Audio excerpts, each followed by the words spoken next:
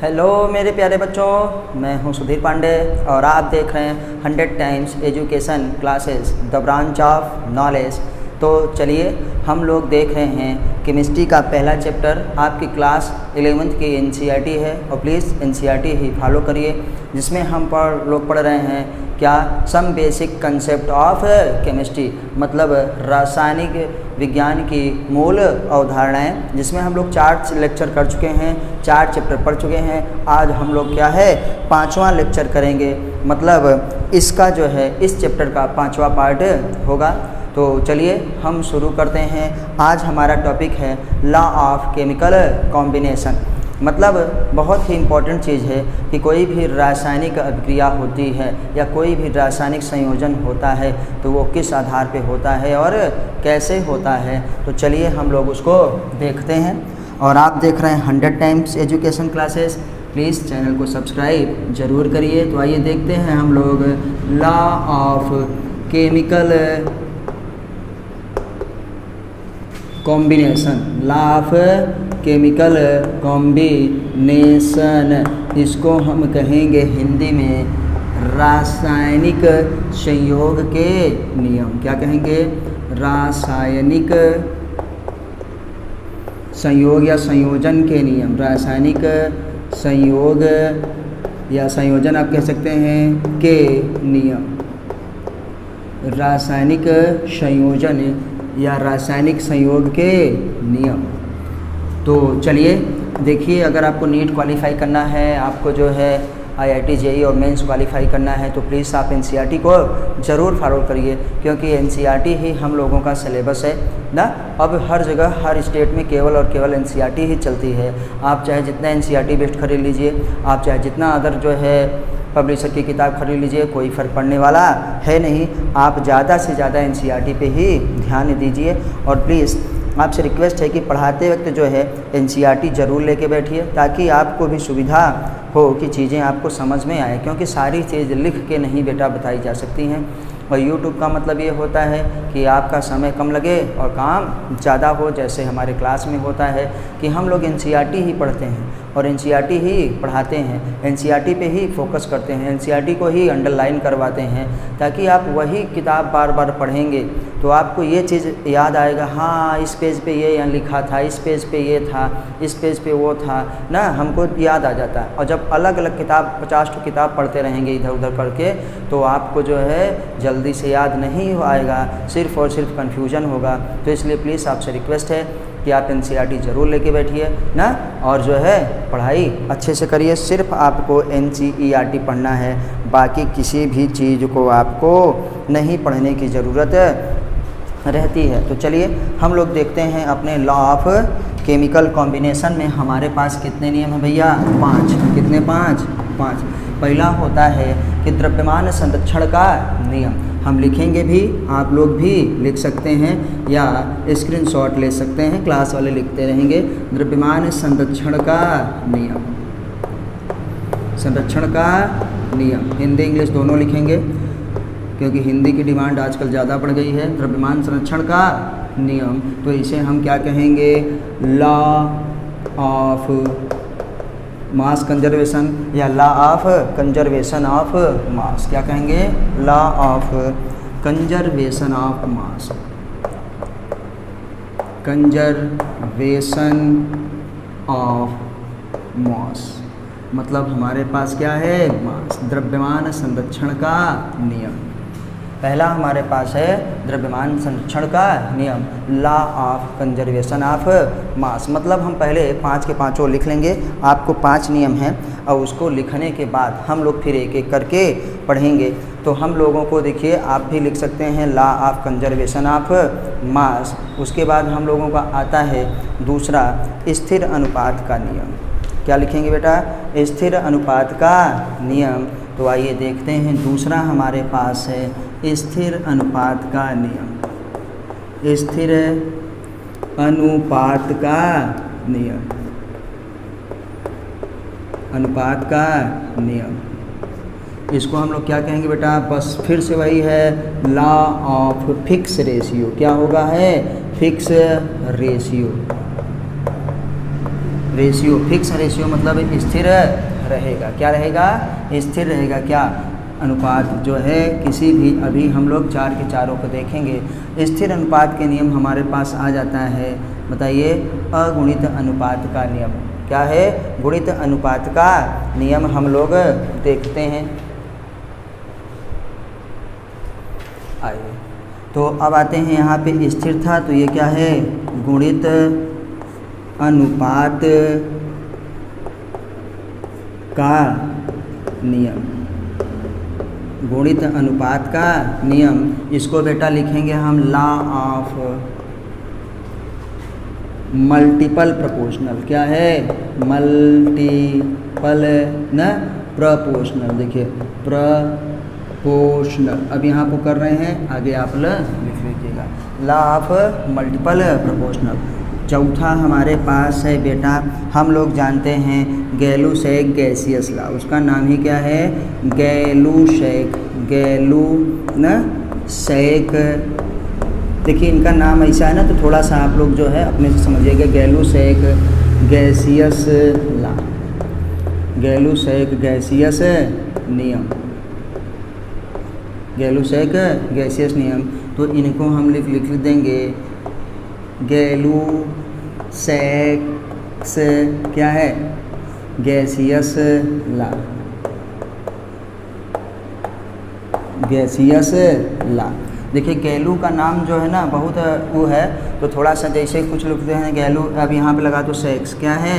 Sex, CACS कर दो, के न हटा दो, तो मतलब थोड़ा सा अगर नाम में 1-2 स्पेलिंग इधर उधर रहती है तो कोई फ़र्क नहीं पड़ता, क्योंकि इन लोगों का नाम बड़ा क्रिटिकल है और जो लिखा है ज़रूरी नहीं वो सही भी है। क्या है? तो गैलू-सैग गैसियस लॉ। अब पाँचवा हम लोगों के पास है क्या? बताइए, आवागाद्रो का नियम। पाँचवा हमारे पास नियम है आवागाद्रो का नियम, हम लोग पढ़ते हैं। तो आवागाद्रो के बारे में तो सभी जानते हैं, तो हम लोग इसको आवोगाद्रो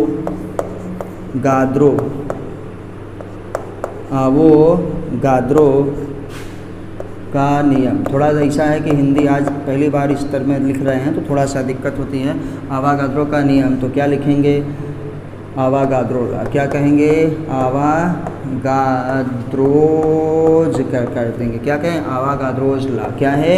तो आवागाद्रोज हो गया, आवागाद्रो का नियम। क्या हो गया बेटा? आवागाद्रो का नियम हमको पता चल गया। तो देखिए आपके पास जो है ये 5 नियम हैं। कितने नियम हैं?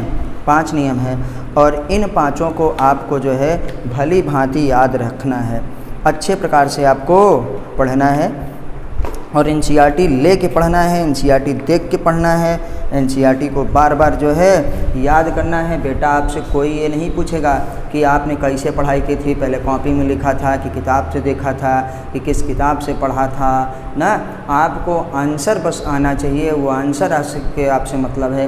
तो इसलिए प्लीज़ आपसे रिक्वेस्ट है कि बिल्कुल मत शर्माइए, ये मत सोचिए। क्लास में भी बच्चे पढ़ते हैं, सोचते हैं अरे सर किताब से कैसे पढ़ें, का है बच्चे थोड़ी लगे हैं। भैया किताब से नहीं पढ़ोगे तो कहाँ से पढ़ोगे? सारी चीज़ तो किताब से ही आती है ना। यूट्यूब पे जो पढ़ाते हैं, यूट्यूब पे हम जो पढ़ा रहे हैं वो भी तो किताब का ही है, या आज हम जो पढ़े हैं या कल पढ़े थे कोई किसका है? किताब का ही तो। और आपका सिलेबस ही क्या है? किताब है। आपका जो है सिलेबस ही जो है किताब में दिया रहता है। और इस समय का सिलेबस आपको सबको पता है कि 100% क्या है? NCERT आपको चल रही है। तो कृपया आपसे रिक्वेस्ट है कि ऐसा करिए कि सिर्फ़ और सिर्फ NCERT पे फोकस करिए, बाकी चीज़ों पे आपको फोकस करने की कोई भी ज़रूरत नहीं है।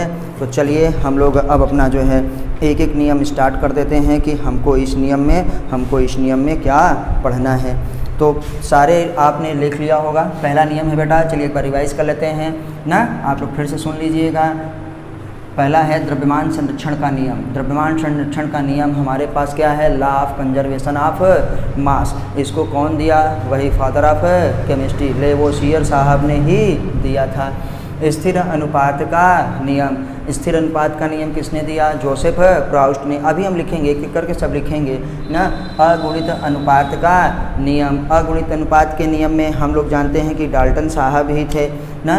गैलुसैक का नाम ही पड़ा है, क्या है? गैलुसैक ने दिया था। और आवागाद्रो में क्या है? आवागाद्रो का ही नाम है। तो इन दोनों लोगों को आपको याद हो गया होगा ना। इन्हीं तीनों को हमको देखना है। चलिए, द्रव्यमान संरक्षण का नियम हमारे पास लेवोसियर साहब ने दिया। स्थिर अनुपात का नियम जोसेफ प्राउस्ट ने दिया। गुणित अनुपात का नियम ये क्या है? डाल्टन साहब ने दिया। गैलुसैक ही दिए। और आवागाद्रो काला जो है ये आवागाद्रो ही दिए। जिनको स्क्रीनशॉट लेना होगा वो स्क्रीनशॉट ले लेंगे, इससे आपका टाइम बचेगा ना। या लिखेंगे साथ साथ में तो सबसे अच्छा वही रहता है। सबसे अच्छा क्या रहता है बेटा? वही रहता है। तो चलिए हम हटाते हैं और एक एक करके पढ़ते हैं। तो पहला आप अपना हेडिंग बना लीजिए जिसमें हम पढ़ रहे हैं द्रव्यमान संरक्षण का नियम। तो देखो बेटा, सभी जानते हैं जैसे ऊर्जा संरक्षण का नियम होता है, जैसे संवेग संरक्षण का नियम होता है, वैसे ही क्या है? द्रव्यमान संरक्षण का नियम होता है। द्रव्यमान संरक्षण का नियम हमको ये बताता है कि किसी भी रासायनिक अभिक्रिया के दौरान अभिकारकों तथा क्या है उससे बनने वाले उत्पादों का द्रव्यमान क्या होना चाहिए? समान होना चाहिए। मतलब द्रव्यमान में परिवर्तन नहीं होना चाहिए, द्रव्यमान में कमी नहीं होनी चाहिए। इसे हम लोग क्या कहते हैं? लॉ ऑफ कंजर्वेशन ऑफ मास। अब हम इसी को लिखने जा रहे हैं, आप लोग भी देखिएगा। पहले इसका मतलब ये हुआ, पहला हमारे पास नियम है, इसका मतलब ये हुआ बेटा कि इस नियम के अनुसार द्रव्यमान को न तो जैसे हम लोग ऊर्जा में पढ़े थे ना, ऊर्जा का सबको याद रहता है तो ये भी याद हो जाएगा। तो क्या लिखेंगे? इस नियम के अनुसार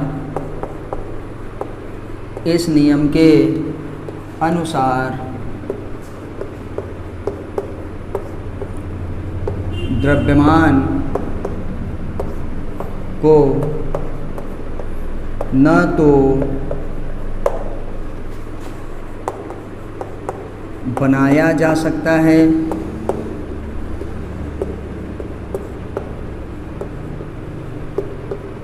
और ना ही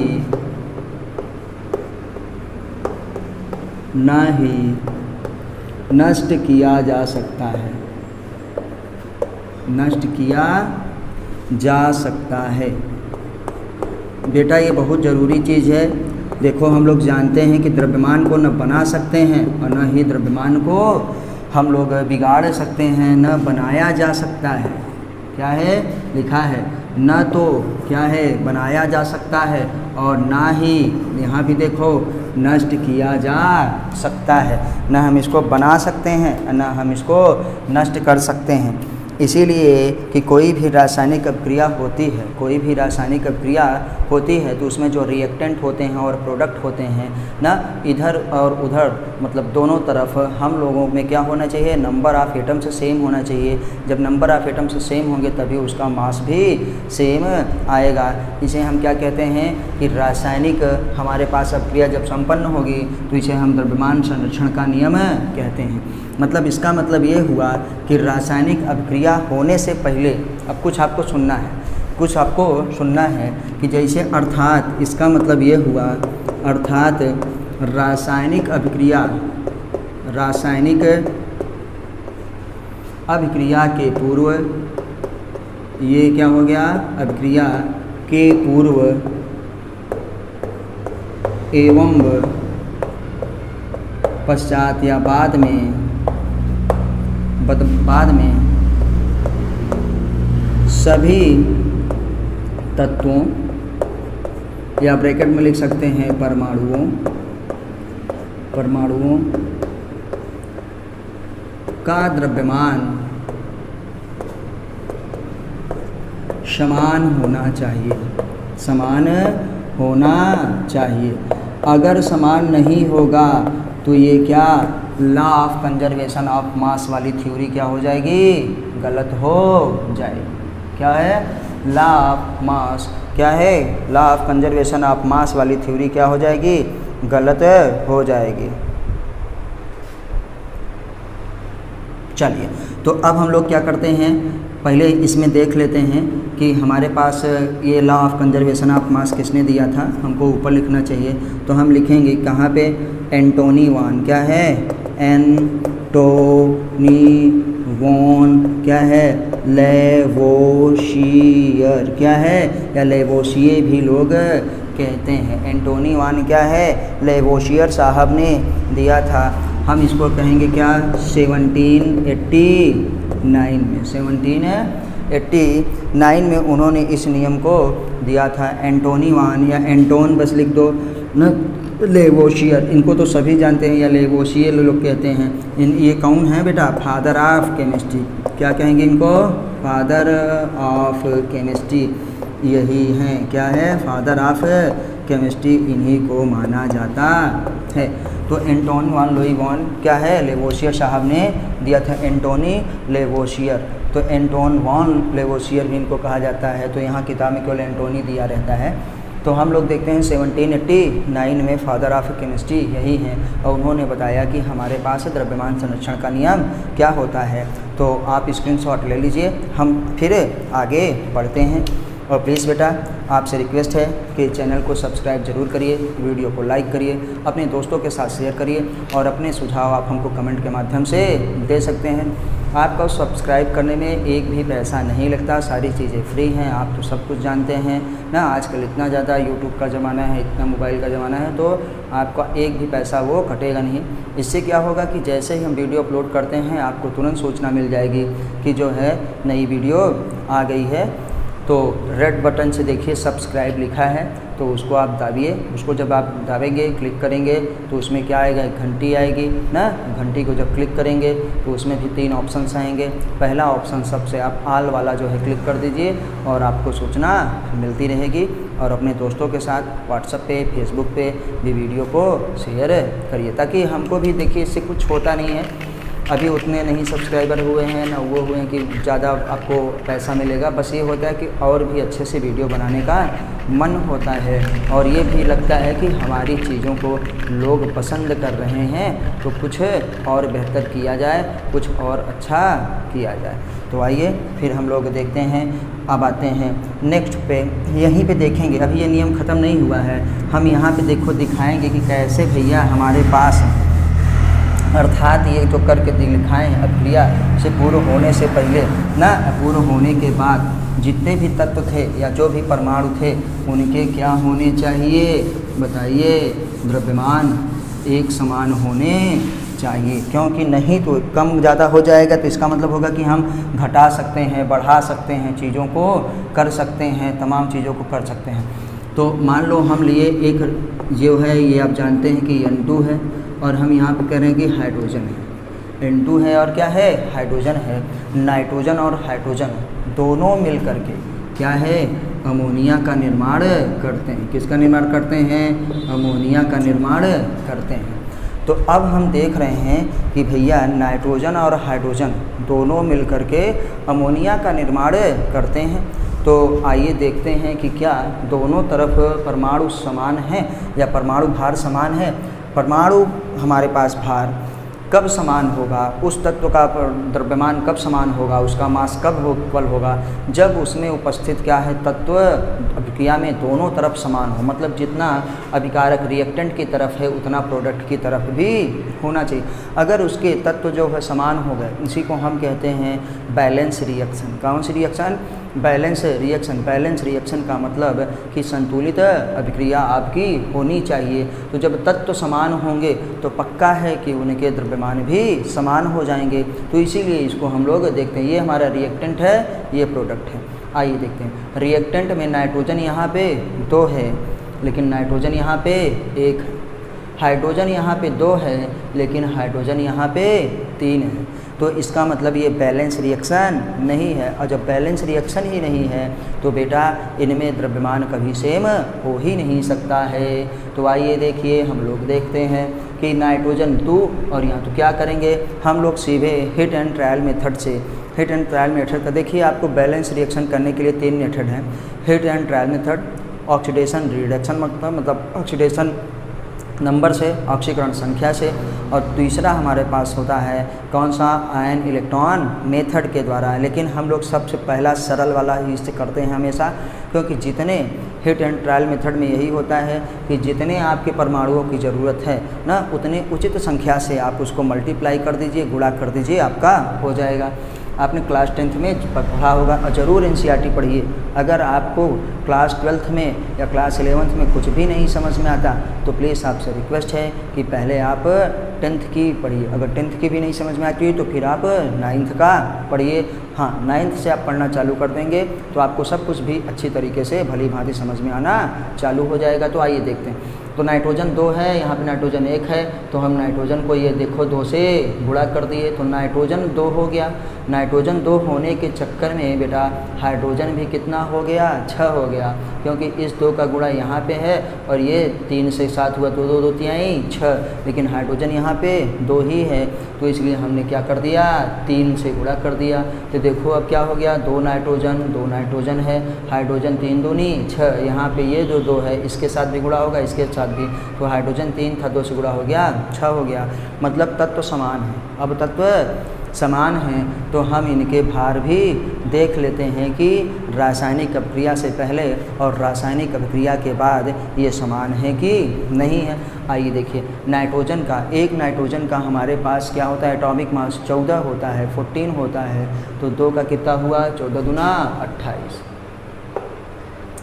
प्लस करेंगे 6 हाइड्रोजन है तो एक हाइड्रोजन का 1 होता है, तो 6 हाइड्रोजन के कितना हो गया, 6 ना। अब इधर हम कर रहे हैं अभिक्रिया होने के बाद की, अभिक्रिया होने के बाद की, तो नाइट्रोजन देखो 2 है और हाइड्रोजन कितना है, 6 है, तो हम यहाँ पे देखो पूरा अमोनिया का देखो कितना होता है बेटा, अमोनिया में 14 क्या है, क्योंकि अगर हम एक नाइट्रोजन की बात करें तो 14 और 3 हाइड्रोजन की बात करें 14 3 17, 14 3 17, इस पूरे का देखो 17 है, इस पूरे का क्या है 17, और 17 में 2 का जब गुणा किए तो कितना हो जाएगा, देखो 28, तो 30 34, तो देखो 2 हम ये लिख दिए और अमोनिया का कितना लिख दिए, क्यों, क्योंकि नाइट्रोजन का 14, हाइड्रोजन के कितना 3, तो 14 3 17, तो 17 दूना कितना हो गया बेटा 34। यहाँ पे भी देखो हमारे पास क्या हो गया, 28 6 कितना होता है 34, 34, क्या कहेंगे 34, और यहाँ पे अब देखो बराबर दिखा रहे रिएक्शन के बाद भी 17 दूना 34, कितना हो गया 17 दूना 34, मतलब 34 और 34। तो देख लो अभिक्रिया के बाद और अभिक्रिया के पहले, अभिक्रिया के बाद और अभिक्रिया के पहले दोनों का ही जो है मास क्या होता है, सेम है, दोनों का ही मास क्या है, सेम है।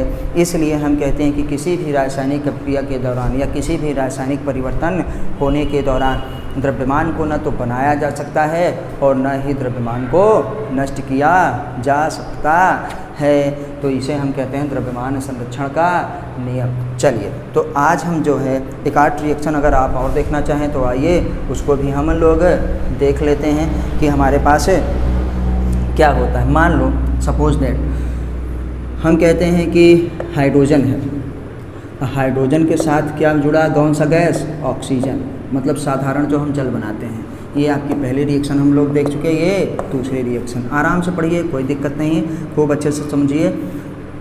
आइए, हाइड्रोजन के साथ क्या किए, ऑक्सीजन का अभिक्रिया करवाए, दोनों गैस क्या हैं, ऊपर हैं, और वो आपस में क्या है, रिएक्शन की, कंडेंस हुई और मान लीजिए जल बना। तो हम लोग जल का सूत्र जानते हैं कि जल का सूत्र होता है H2O, क्या बन गया, जल बन गया। तो जानते हैं कि भैया जल में हाइड्रोजन और ऑक्सीजन ही है, ये दोनों बन गए और जो है वो मिलके हमको जल बना लिए। तो आओ देखते हैं कि ये क्या, बताइए क्या ये द्रव्यमान संरक्षण नियम का पालन करता है, नहीं करता है। क्या ये बताइए हमारे पास law of conservation of mass का पालन कर रहा है, नहीं कर रहा है। क्यों, क्योंकि ऐसा है कि इधर का द्रव्यमान दूसरा, इधर का द्रव्यमान दूसरा। देखो यहाँ पे कितना है 2, अभी देखने के लिए, क्योंकि एक हाइड्रोजन का 1 तो 2 हाइड्रोजन का 2, एक ऑक्सीजन का होता है 16, एक ऑक्सीजन का 16, 2 ऑक्सीजन है तो कितना हो गया 16 दूना 32, अब 32 तो कितना आएगा 34।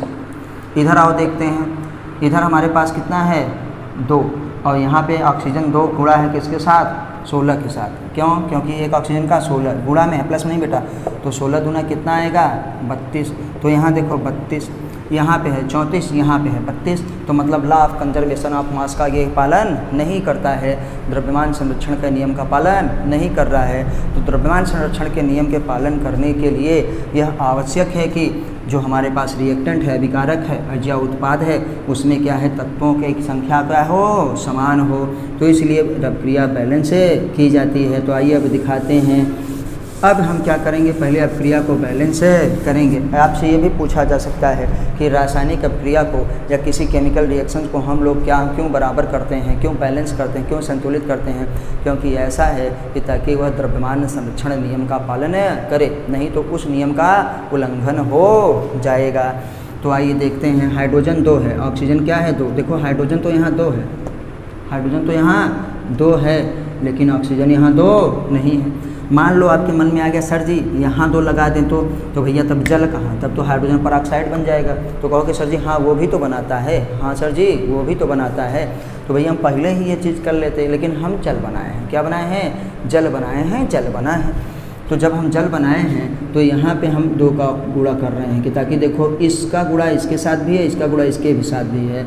तो ऑक्सीजन तो हो गया, लेकिन ऐसा है कि यहाँ पे हाइड्रोजन 2 दूनी 4 हो गया। अब क्या करें, तो जब हाइड्रोजन 2 दूनी 4 हो गया, इधर देख रहे हैं हाइड्रोजन 2 है, तो फिर इधर 2 का गुणा कर दिए। अब हाइड्रोजन देखो 2 दूनी 4 है, यहाँ पे हाइड्रोजन 2 दूनी 4 है, ऑक्सीजन यहाँ पे 2 है और ऑक्सीजन यहाँ भी 2 है। क्यों, क्योंकि इस एक ऑक्सीजन का गुणा इसके साथ हुआ है, तो 2 हो गया। अब आइए देखते हैं हाइड्रोजन कितना है 4, क्योंकि एक हाइड्रोजन का एटॉमिक मास 1 होता है, तो 4 का कितना होगा 4।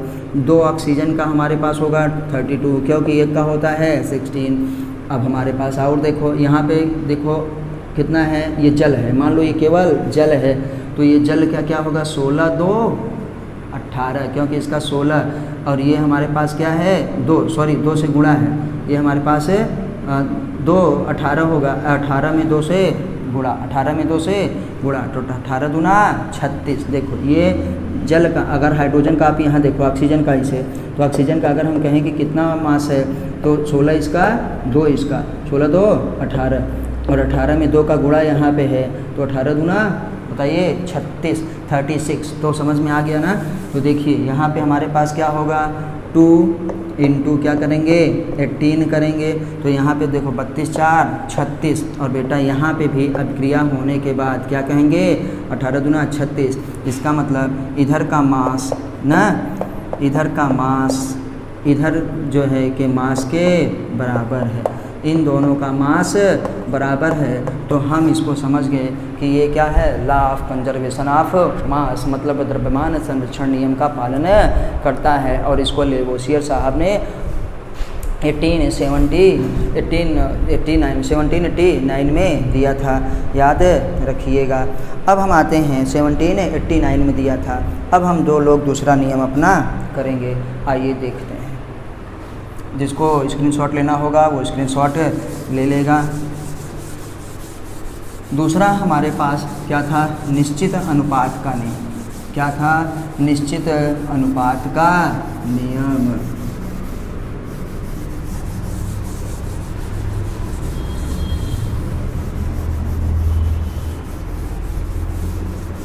थोड़ा सा जगह के लिए हम लोग कर लेते हैं।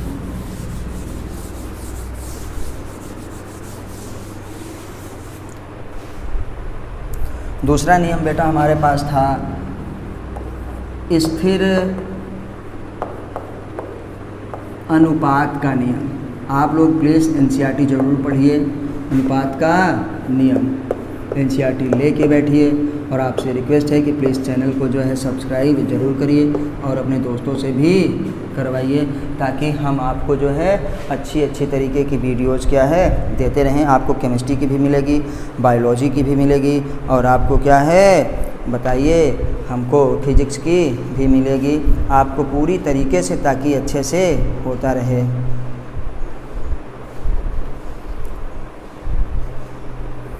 चल पहली बात तो हम देखेंगे इसको दिया किसने था, सर ने, क्योंकि अगली बार इनको लिखना भूल गए थे। तो क्या होता है, जोसेफ प्राउस्ट। तो हम कहेंगे बेटा हमारे पास जो हमारी वीडियोज़ होती हैं, हम लोग उसको जो है बिना किसी एडिट के सीधे ही ऐसे अपलोड कर देते हैं, क्योंकि वो बार बार रीटेक लेके बार बार शॉट लेकर के एक जो है शॉट लेकर के फिर उसको एडिट करने पड़ा। जो क्लास में पढ़ाया जा रहा है, जो जैसे पढ़ाया जाता है हूबहू उसी चीज़ को जो है सीधे अपलोड कर देते हैं, बस थोड़ा सा नाम ऐड करके, बाकी किसी भी चीज़ का नहीं। इसलिए आप एनसीईआरटी पढ़िए, और ताकि हम भी आपको एनसीईआरटी सीधे पढ़ा चुके हैं। तो हम लोग कहेंगे इनका क्या नाम है, जोसेफ प्राउस्ट साहब ने दिया था। तो आइए इनका नाम आप हिंदी में भी लिख लीजिएगा, जोसेफ प्राउस्ट, ज़रूरी है ताकि जो बच्चे नहीं कर पाते ना, प्राउस्ट। आप बायो चाहे जितना इंग्लिश में पढ़िए, लेकिन थोड़ा फिजिक्स और हिंदी जो है, हिंदी में भी कभी कभार इंग्लिश में भी ऐसे क्वेश्चन आ जाते हैं कि जो समझ में नहीं आते, तो हम लोग हिंदी वाले में से देख के उसको क्लियर कर लेते हैं। चलिए, जोसेफ प्राउस्ट साहब ने दिया था, और जोसेफ प्राउस्ट साहब ने हमको आते हैं कि लिखेंगे किसी यौगिक में किसी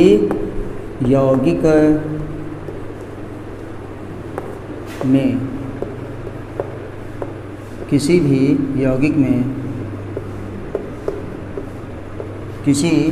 यौगिक में तत्वों के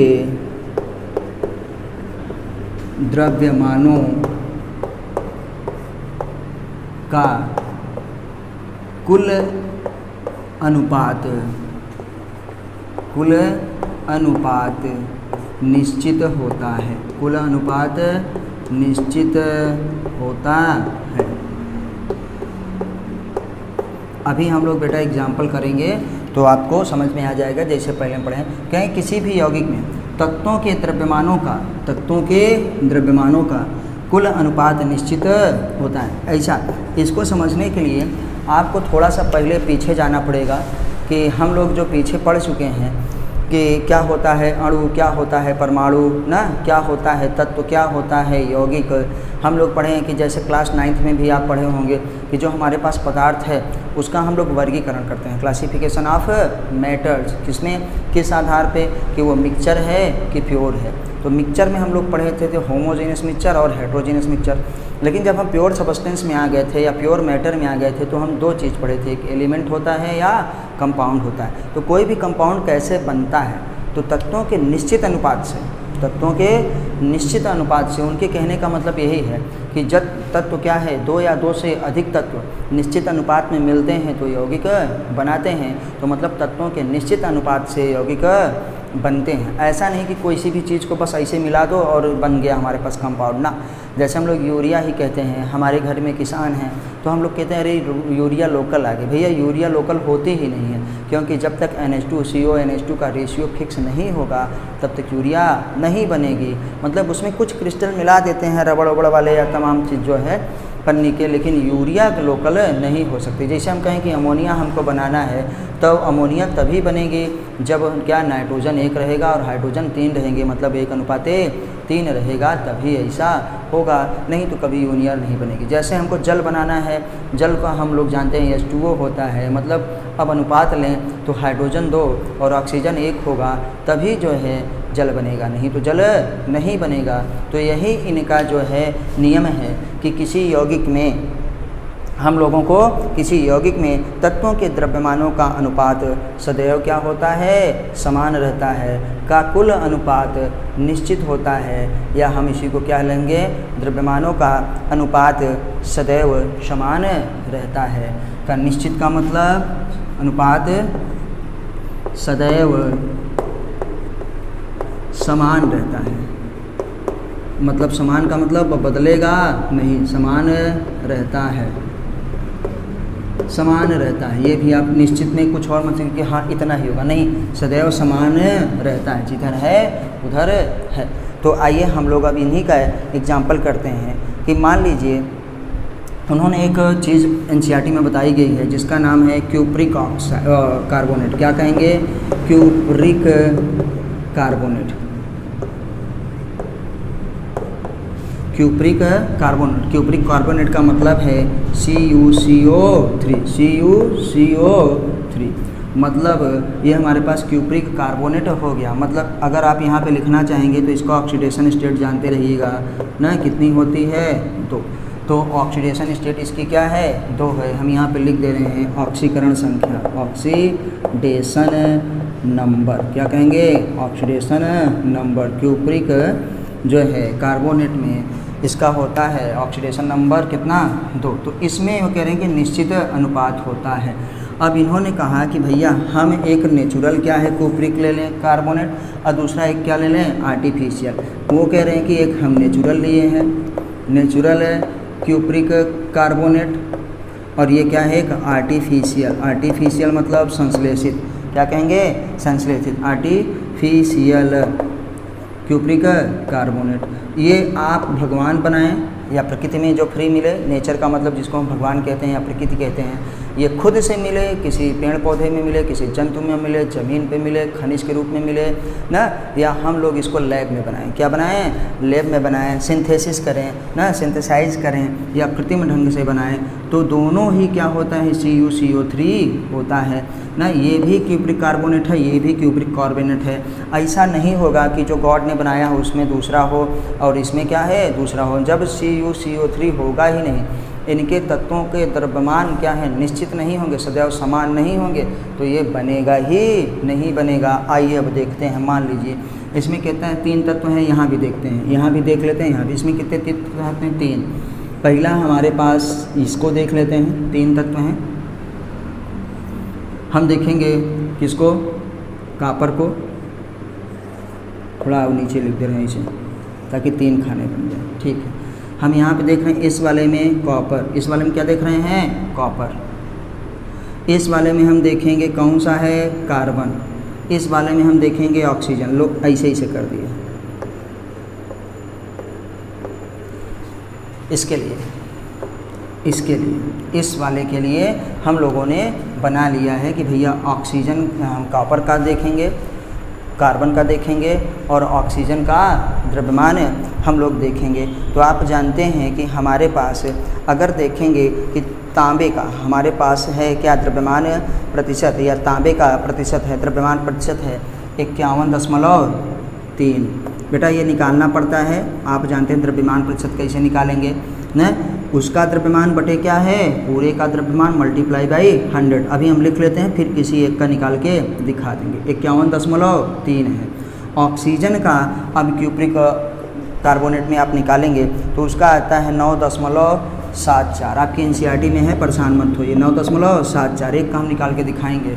अगर हम इसमें देखें ऑक्सीजन का, अगर हम इसमें देखें ऑक्सीजन का, तो ऑक्सीजन का हम लोगों को आता है 38.91। कितना आता है 38.91। अगर आपको छोटा छोटा दिख रहा है तो हम इसको बड़ा कर देते हैं, कोई बात नहीं, क्योंकि लाइन की ज़्यादा ज़रूरत नहीं है। इस कार्बन कॉपर में ये क्या है कॉपर का अगर आप देखेंगे तो कितना हमारे पास अभी आया था 51.35।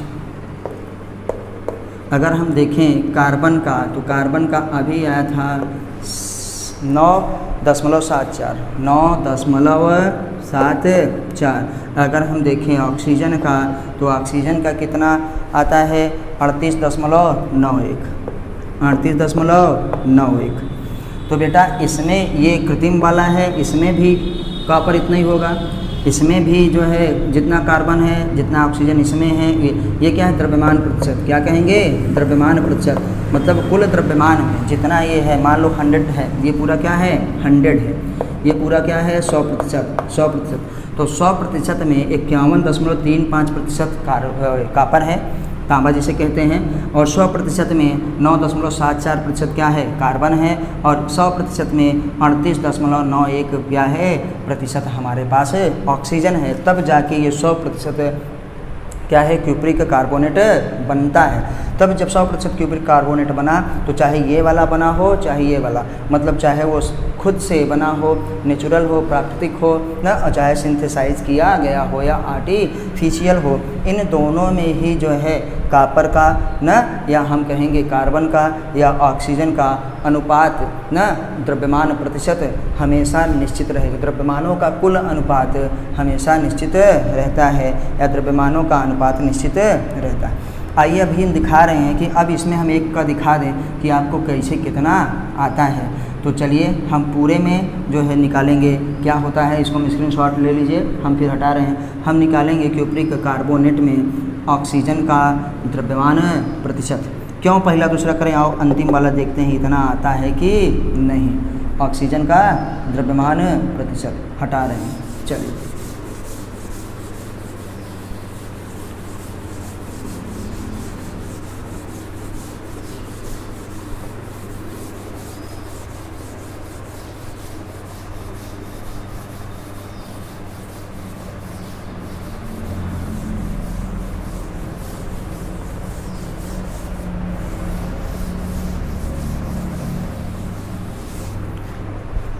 तो हम यहाँ पे लिख रहे हैं CuCO3 में ऑक्सीजन का द्रव्यमान प्रतिशत। क्या लिखेंगे, ऑक्सीजन का द्रव्यमान प्रतिशत, ऑक्सीजन का द्रव्यमान प्रतिशत, द्रव्यमान प्रतिशत। तो बेटा आप जानते हैं कि द्रव्यमान प्रतिशत का मतलब ये होता है, हमारे पास सूत्र है, उसका द्रव्यमान बटे क्या है, पूरे का द्रव्यमान मल्टीप्लाई बाई 100। उसका द्रव्यमान का मतलब यौगिक में उपस्थित क्या है, तत्व का द्रव्यमान बटे पूरे यौगिक का द्रव्यमान। तत्व का मतलब जिसका पूछ रहे हैं, क्या है, जिसका पूछ रहे हैं। तो हम लिखेंगे द्रव्यमान प्रतिशत, द्रव्यमान प्रतिशत। अभी आगे हम लोग ये पढ़ने ही वाले हैं कि, लेकिन यहाँ पे आ गया इसलिए निकाल दें। द्रव्यमान प्रतिशत जिसको हम लोग क्या कह सकते हैं, परसेंटेज वेट। क्या कहेंगे, परसेंटेज वेट बराबर होता है उसका द्रव्यमान, मतलब जिस पूछ रहे हैं, जिस तत्व का पूछ रहे हैं। तो अगर हम अपने एनसीईआरटी के हिसाब से लिखें तो क्या लिखेंगे, तत्व का द्रव्यमान, तत्व का द्रव्यमान मतलब जिस तत्व का पूछ रहे हैं, बटे क्या है, पूरे यौगिक का द्रव्यमान। पूरे यौगिक का द्रव्यमान का मतलब पूरा ना लिखो तब भी चल जाएगा, यौगिक का द्रव्यमान, क्योंकि भैया यौगिक है तो पूरा होगा ही। यौगिक का द्रव्यमान, अच्छा, और मल्टीप्लाई बाई 100 का है, परसेंटेज के लिए, का है, परसेंटेज के लिए। तो आइए देखते हैं हमारे पास कि तत्व का द्रव्यमान जिस तत्व का पूछ रहे हैं, ऑक्सीजन का। तो एक ऑक्सीजन का हमारे पास होता है बेटा 16। तो कितने ऑक्सीजन हैं, 3। तो हम क्या करेंगे, 16 दूना 32 और 16 48, ये क्या हो गया, 48। क्या हो गया, 48। अब यौगिक का द्रव्यमान क्या होगा, इन तीनों का द्रव्यमानों के योग के बराबर, इन तीनों के द्रव्यमानों के योग के बराबर। तो कॉपर का आप ले सकते हैं 63 या 64 भी ले सकते हैं, लेकिन 63 लीजिए, 63 होता है। कार्बन का हम सब जानते हैं कितना होता है, 12 होता है। और ऑक्सीजन का तो अभी बता दिए कि ऑक्सीजन का हमारे पास कितना है, 16 दूना 32, 16 48, क्योंकि 3 ऑक्सीजन हैं। कितने ऑक्सीजन हैं, 3, 16 48। तो अब आइए मल्टीप्लाई बाई 100, अभी इसको हटाना नहीं है तो हम यहाँ पे 48 तो रहेगा ही रहेगा, इसी को जोड़ के लिख लेते हैं। 48 प्लस क्या हो गया, 48 और 12 कितना होता है बेटा, 60। 48 है, देखो 48, 2 8 2 10 का 0 हासिल लगा, 1 4 1 5 अच्छा 60। और 60 में से अगर हम जोड़ दें कितना, 63, तो कितना आएगा, 123। 123, तो 123 या 124 कर लो, अगर यहाँ 64 करेंगे तो 123 ही लिखते हैं, 123 ही लिखते हैं। देखो 48 और ये क्या हो गया, 12, 60 और 60 हमारे पास हो गया 63, मतलब 60 63 123 मल्टीप्लाई बाई 100। आओ हम काटते हैं, आओ हम इसको सॉल्व करते हैं, या इसको हम लोग काटते हैं। तो हम लोग जो है सुविधा के लिए, अपनी सुविधा की दृष्टि से अगर इसको 24 मान लें तो छोटा हो जाएगा, 64 मान लें। अगर हम इसको 64 मान लेते हैं, क्योंकि 63 दशमलव कुछ होता है, तो हम अपनी सुविधा के लिए इसको 64 मान ले रहे हैं। क्या मान रहे हैं, 64। तो यहाँ पे क्या हो गया, हमारे पास है 124। क्या है, 124। उसको भी काटने पे आएगा ही, लेकिन अपनी सुविधा के लिए ऐसा कर लिया जा रहा है, तो ताकि 2 से आसानी से काट सके। तो कितना हो गया बेटा, यहाँ पे 50 आया, 2 से अगर काटे हैं तो 2 6 12, और हमारे पास 2 दूनी 4, कितना हो गया, 62। अब यहाँ पे देखिए, अब भी हम काट सकते हैं, तो ये कितना हो गया, 25। और ये कितना हमारे पास हो गया, 2 1 काम 2, हाँ 2 3 6, ठीक है बेटा, 2 3 6 आएगा। तो आते हैं 2 3 6 हमारे पास हो गया, और 2 1 कम 2, 31 दूना 62 होता भी है। अब देखिए हमारे पास यहाँ पे कितना बचा 48, और वहाँ पे कितना बचा है 25 बचा है। तो आइए हम लोग पहले 48 और 25 का गुणा कर लेते हैं। एकदम सिंपल बच्चों की तरह पढ़िए, सारी चीज़ें आएंगी आपको। आइए 8 5 40 कहीं 0 हासिल लगा, 4 हो गया, 4 5 20, 20 4 24, 24 कहीं 4 हासिल लगा 2। लेकिन अब लिखने की ज़रूरत नहीं है, क्योंकि 8 5 40 कहीं 0 हासिल लगा 4, और 4 5 20, 20 4 24। अब यहाँ पे आते हैं 2 8 16 कहीं 6 हासिल लगा 1। थोड़ा इसको ऊपर करते हैं, ये ज़्यादा नीचे हो गया, क्योंकि आपको शायद दिखने में देखने में प्रॉब्लम हो, तो हम यहाँ कर ले रहे हैं। यहाँ पे 48 और में 25 का मल्टीप्लाई करना है, तो हमको आया था 240, क्योंकि 8 5 40 0 हासिल लगा 4, 4 5 20 4 24। अब यहाँ पे आते हैं 2 8 16 का 6 हासिल लगा 1, और 2 चौक 8, 2 चौक 8 हासिल 1 9। तो 2 8 16 का 6 हासिल लगा 1, 2 चौक 8 हासिल 1 9, 0 हुआ, 6 4 10 कहीं 0 हासिल लगा 1, 9 2 11 हासिल 1 12। कितना हो गया 12। कितना हुआ बेटा 12। देखो तो कितना आ गया यहाँ पे 9 2 11 हासिल 1 12। तो ये लगभग कितना आ गया 1200। क्या लिखेंगे 1200। तो हम इसको इस चीज़ को इधर अब सॉल्व कर रहे हैं इधर। तो ये हो गया 1200 बटे क्या है 31। अब आप 1200 में जो है बड़े आराम से 31 का भाग दे सकते हैं। 1 2 0 ना भागे क्या है 31 हम लोग कर दिए। तो आइए देखते हैं ये 1200 में बेटा, तो 30 पंचे नहीं ज़्यादा हो जाएगा, तो हम लोग आते हैं 30 चौका 120 भी ज़्यादा हो जाएगा। तो क्योंकि 31 है, ये क्या है 31, तो कितना जाएगा 3 बार, तो 3 1 कम 3, और हमारे पास 3 3 का 9, 3 1 कम 3, 3 3 का 9। तो हम यहाँ बेटा किए क्या 10 में से 3 गई 7, और यहाँ पे 11 बचा, 11 में से 9 गई 2, ये क्या किया 0, ये क्या किया 0। तो अब देखो हम होता है 8 3 27, क्या है 8 3 27 हमारे पास होगा। तो 8 3 27 हम देखो यहाँ पे कर दे रहे हैं, एक ज़्यादा ही होगा, तो इसलिए देखो 38 दशमलव समथिंग आया है, क्या 38 दशमलव, उसमें और कितना था हमारे पास 38.91, 38.91 था। तो हम इसीलिए यहाँ लिखेंगे क्या है 38.91%। तो देखो इतना आया है, इतना आया है। नेचुरल वैल्यू 38 दशमलव समथिंग आएगी, या यहाँ पे 38.91 आया है, क्योंकि इनका 100% कंप्यूटराइज कैलकुलेशन है। तो हमको लगभग मतलब सही में पता चल गया कि तत्व का हमारे पास है द्रव्यमान बटे क्या है यौगिक का द्रव्यमान मल्टीप्लाई बाई 100 होता है। चलिए अब हम लोग आगे पढ़ेंगे तीसरा अपना कौन सा law of multiple proportional. Screenshot ले लिए हैं, हटाते हैं इसको। शुरुआत में जब अच्छे से पढ़ेंगे स्लो में तो चीज़ें आपको बहुत है। ये बेटा उनके लिए है जिनको अभी तक कुछ भी नहीं आता केमिस्ट्री में, अभी वो जो है स्टार्टिंग ही कर रहे हैं या सीखने का प्रयास कर रहे हैं। जिनको आता है वो तो अच्छी बात है, लेकिन जिनको नहीं आता है उनसे रिक्वेस्ट है कि प्लीज़ आप जो है चैनल को सब्सक्राइब करिए, वीडियो को लाइक करिए, अपने दोस्तों के साथ शेयर करिए, अपने सुझाव हमको आप कमेंट के माध्यम से ज़रूर दीजिए ना। और हम लोग जो है आपके लिए अच्छी अच्छी वीडियो बनाते रहेंगे। हम 2 नियम पढ़ चुके हैं, अभी हमको 3 नियम पढ़ना और बाकी है। तो चलिए हम वो भी पढ़ते हैं, लेकिन उससे पहले आपसे रिक्वेस्ट है कि प्लीज़ अभी आप चैनल को सब्सक्राइब कर दीजिए। चलिए